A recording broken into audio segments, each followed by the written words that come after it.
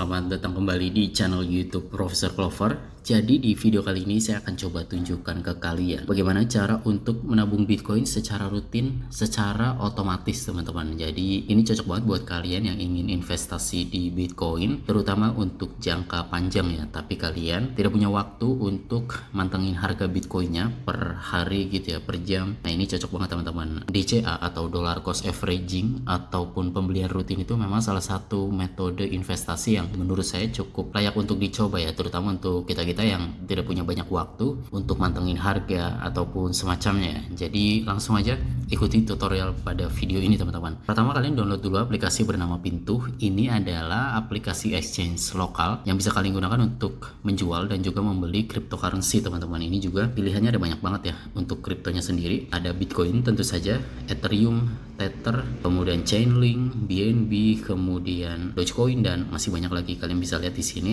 Silahkan di download di Google Play Store ataupun di App Store, lalu daftar ya menggunakan email, dan nanti pastikan saat pendaftaran jangan lupa untuk memasukkan kode ini teman-teman, dimasukkan di kolom referral ya. Fungsinya apa?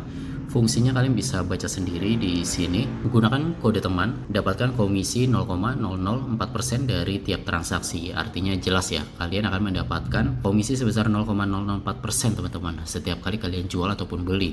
Jadi nanti pembelian rutin Bitcoinnya akan mendapatkan Bitcoin sedikit lebih banyak teman-teman kalau kalian sudah menggunakan kode referral ini ya.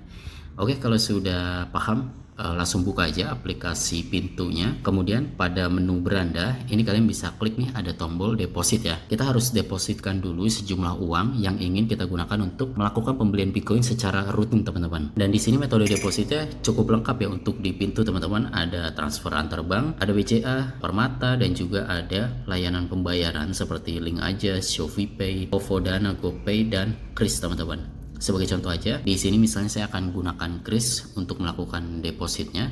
Lalu kita masukkan berapa jumlah depositnya teman-teman pada kolom ini ya. Kemudian kita klik deposit sekarang dan kita lanjutkan deposit sekarang. Lalu silahkan dilakukan pembayarannya teman-teman. Karena saya menggunakan Kris, jadi saya akan langsung scan dan nanti akan langsung masuk ke akun saya ya. Tapi kalau kalian nanti misalnya depositnya menggunakan bank seperti antar bank, BCA, dan juga Permata, nanti yang akan muncul itu adalah nomor rekening milik aplikasi Pintunya teman-teman. Silahkan disalin. Kemudian untuk jumlah depositnya juga di copy ya, sesuai dengan yang tadi kalian masukkan teman-teman. Kalau sudah dilakukan pembayaran, nanti akan secara otomatis muncul di tab wallet teman-teman. Kalian klik aja, nanti akan ada sejumlah rupiah yang sesuai dengan yang tadi kalian transfer ke rekening milik Pintu ya. Kemudian kalau sudah masuk, kita kembali ke beranda dan di sini ada menu nabung rutin teman-teman. Di sini nih di atas ya, kalian klik aja menu ini nabung rutin. Kemudian kita pilih Bitcoin. Nah di sini kita fokus aja di bawah nih, buat jadwal baru.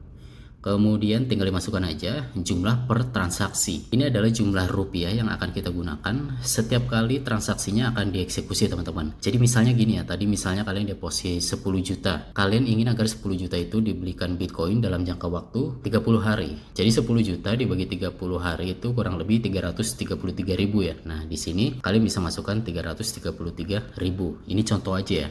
Misalnya kalian depositnya 600 ribu kalian ingin gunakan untuk membeli Bitcoin secara rutin selama 1 bulan, berarti perharinya adalah 20 ribu, maka kalian masukkan 20 ribu seperti itu teman-teman. Kemudian kita klik nih jadwal pembeliannya. Di sini kalian tinggal masukkan teman-teman.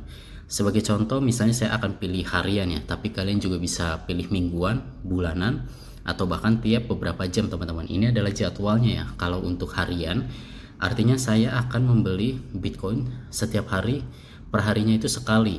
Kemudian untuk mingguan, artinya seminggu sekali teman-teman. Dan untuk bulanan artinya adalah sebulan sekali ya. Lalu untuk tiap beberapa jam juga, setiap beberapa jam itu kita akan lakukan pembelian secara otomatis teman-teman. Di sini saya akan pakai yang harian aja. Kemudian di bawahnya ini adalah waktunya teman-teman, atau jamnya ya. Silahkan dipilih jam yang kalian inginkan, misalnya jam 2 pagi seperti ini ya. Kemudian untuk berlaku hingganya ini ada selama jadwal aktif dan pilih tanggal. Kalian mau selama jadwalnya aktif atau sampai tanggal tertentu, silahkan dipilih sendiri.